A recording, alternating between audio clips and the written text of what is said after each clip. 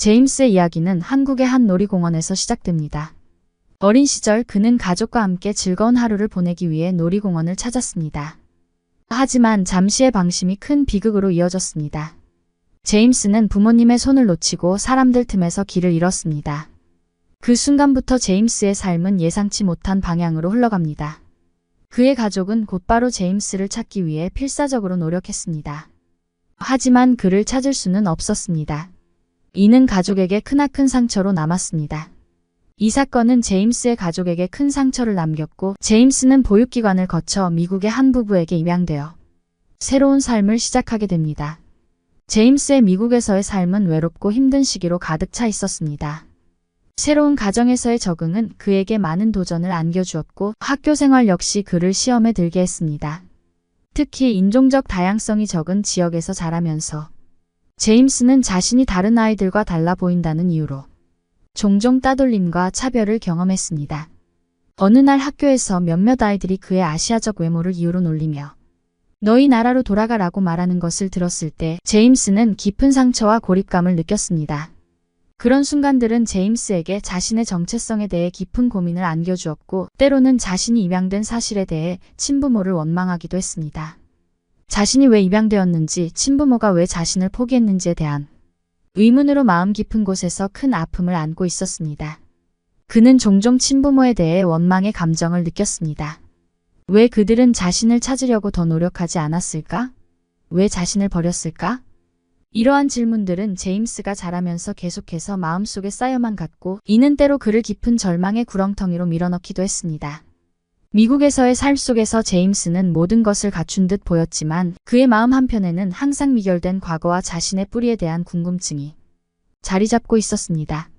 성장하면서 그 궁금증은 점점 더 커져만 갔습니다.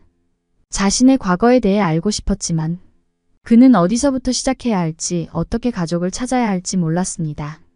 그리고 삶은 계속해서 그를 다른 방향으로 이끌었습니다. 제임스는 자신의 과거를 뒤로한 채 살아가야 했습니다. 제임스가 성인이 되어 직장 생활을 시작하고 일상에 치여 살던 어느 날 그의 인생은 한 통의 전화로 인해 완전히 바뀌게 됩니다. 한국의 한 병원으로부터 전화를 받게 되었습니다. 그 전화는 제임스의 삶을 영원히 변화시킬 소식을 전했습니다. 그 내용은 제임스가 오랫동안 궁금해하던 과거와 직접적으로 연결되어 있었습니다. 전화의 내용은 제임스에게 그가 한국에 친부모와 동생이 있다는 것이었습니다. 그리고 그의 동생이 백혈병으로 투병 중이며 생존을 위해 골수 기증이 시급하다는 소식이었습니다. 그는 동생에게 생명을 줄 수 있는 유일한 희망이었습니다. 이 소식을 들은 제임스는 큰 혼란에 빠졌습니다. 한편으로는 자신에게 아직 가족이 존재한다는 사실에 마음이 끌렸지만 다른 한편으로는 자신이 이 엄청난 요청에 어떻게 대응해야 할지 몰라 망설였습니다. 이 소식은 제임스에게 큰 충격을 주었고 동시에 그의 마음속 깊이 숨겨져 있던 원망과 혼란 그리고 고민을 끌어올렸습니다. 친부모에 대한 원망의 감정과 함께 제임스는 그들이 나에게 미안함을 느끼고 있을까 하는 생각에 휩싸였습니다. 그는 과연 자신이 친가족을 위해 무엇인가를 할 수 있을까? 그리고 그것이 자신의 과거와 화해할 수 있는 길인가에 대해 심각하게 고민했습니다. 제임스는 이 중대한 결정 앞에서 밤새 고민했고 결국 동생에게 새로운 삶을 줄 수 있는 기회 그리고 오랫동안 잃어버렸던 가족을 다시 만날 수 있는 기회라는 것을 깨닫고 한국으로 가기로 결심했습니다. 이 결정은 단순히 동생을 구하기 위한 것만이 아니라 자신의 과거와 마주하고 자신의 정체성을 탐색하며 가족과의 관계를 재구성하기 위한 첫걸음이었습니다. 친부모님과의 재회는 감정적으로 매우 복잡했습니다. 한국에 도착한 제임스는 처음으로 자신의 친부모님과 마주했습니다. 그 순간 수십 년 동안의 그리움과 슬픔이 한꺼번에 터져나왔습니다. 제임스의 부모님은 그를 포옹하며 잃어버린 아들을 다시 찾았다는 사실에 눈물을 흘렸습니다. 그들은 제임스에게 미안함과 고마움의 감정을 동시에 표현했습니다. 친부모님은 제임스가 어릴 적 놀이공원에서 잃어버린 그날 이후 그를 찾기 위해 할 수 있는 모든 노력을 다했음에도 불구하고 결국 그를 지키지 못한 것에 대한 큰 죄책감을 느끼고 있었습니다. 그들은 제임스가 겪어야 했던 모든 어려움에 대해 마음 깊이 사과했으며 제임스가 다시 그들의 삶에 돌아온 것에 대한 깊은 감사의 마음을 전했습니다. 제임스 역시 그동안의 외로움과 그리움이 한순간에 사라지는 것을 느꼈습니다. 그는 마침내 자신이 어디에서 왔으며 누구인지를 알게 되었습니다. 순간 그는 평생 느끼지 못했던 소속감과 사랑을 느꼈습니다. 그는 오랜 시간 동안 느꼈던 상실감과 외로움을 치유하기 시작했고 가족이라는 존재가 자신의 삶에 얼마나 큰 의미를 가지고 있는지 깨닫게 되었습니다. 제임스는 곧바로 동생과 만났습니다. 동생의 약한 모습을 보며 제임스는 마음 깊은 곳에서부터 우러나오는 애틋한 사랑을 느꼈습니다. 그는 동생에게 골수를 기증하기로 결심했고 이 기증이 동생에게 새로운 삶을 선물할 수 있기를 간절히 바랐습니다. 그리고 곧바로 동생의 치료를 위한 골수 검사를 받게 되었고 놀랍게도 제임스는 동생에게 골수를 기증할 수 있는 완벽한 매치였습니다. 가족과의 만남은 그에게 큰 감정의 파도를 가져다 주었고 동생과의 특별한 연결고리를 즉각 느낄 수 있었습니다. 동생의 백혈병 진단과 제임스가 완벽한 골수 기증자가 될 수 있다는 사실은 가족에게 또 다른 기적과도 같았습니다. 제임스는 고민 없이 골수 기증 절차를 진행하기로 결정했고 이로 인해 동생의 생명을 구할 수 있었습니다. 제임스의 결정은 그의 친가족뿐만 아니라 주변 사람들에게도 큰 감동을 주었습니다. 골수 기증은 쉬운 결정이 아니었지만 제임스는 동생을 위해 기꺼이 그 길을 선택했습니다. 수술은 성공적으로 이루어졌고 동생의 상태는 점차 호전되기 시작했습니다. 이 과정을 통해 제임스는 가족의 의미와 사랑의 힘을 새롭게 깨닫게 되었습니다.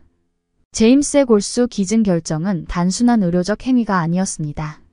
그것은 가족을 위한 희생이었고 분리되었던 가족을 다시 하나로 묶는 강력한 행위였습니다. 수술이 성공적으로 이루어지고 동생의 건강이 점차 회복됨에 따라 제임스와 그의 가족은 새로운 시작을 맞이하게 되었습니다. 그들은 함께 시간을 보내며 서로를 더 깊이 이해하게 되었고 한국의 문화와 전통을 배우며 제임스는 자신의 뿌리를 탐색하는 소중한 시간을 가졌습니다. 이 경험은 제임스에게 많은 것을 가르쳐 주었습니다. 그는 자신의 이야기를 통해 다른 사람들에게 희망과 영감을 주고 싶어 했습니다.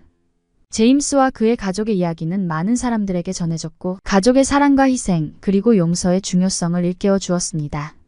세월이 흘러 제임스가 성인이 되어 한국으로 돌아와 백혈병에 걸린 동생을 구하게 되는 사건은 그의 생애에서 매우 중요한 전환점이 되었습니다. 이 사건을 통해 제임스는 자신의 가족이 그를 얼마나 사랑하고 그의 부재가 얼마나 큰 빈자리였는지 깊이 깨닫게 되었습니다. 또한 제임스의 친부모님과 가족들은 그가 무사히 돌아온 것과 그들의 두 번째 아들을 살릴 수 있는 희망의 빛을 가져다 준 것에 대해 엄청난 감사와 안도의 마음을 느꼈습니다. 제임스의 이야기는 또한 입양된 아이들과 그 가족들에게 큰 위로와 희망을 주었습니다. 그의 이야기는 우리 모두에게 가족이란 무엇인지, 진정한 사랑과 헌신이 어떤 것인지를 보여주었습니다.